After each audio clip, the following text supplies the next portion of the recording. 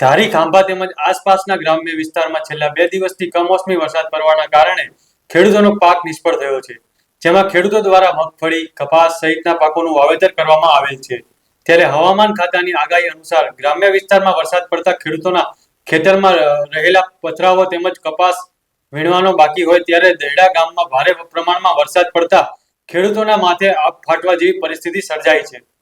અમારે કમોસમી વરસાદ થતા આ પાથરા અટને બધો બગડી લોસો થઈ ગયો છે. તો સરકાર શ્રીને વિનંતી કે આમાં કાંઈક ધ્યાન દે, બરોબર.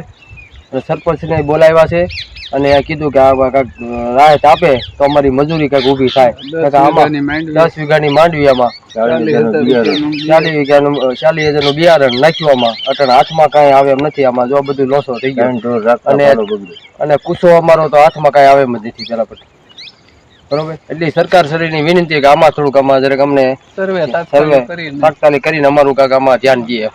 હવે અમરેલી જિલ્લો ધારી તાલુકો નું દહીડા ગામ, મારું નામ વિસરિયા મધુભાઈ વાસુરભાઈ, અને મારે 10 વીઘા જમીનમાં માંડવી વાવેલી હતી.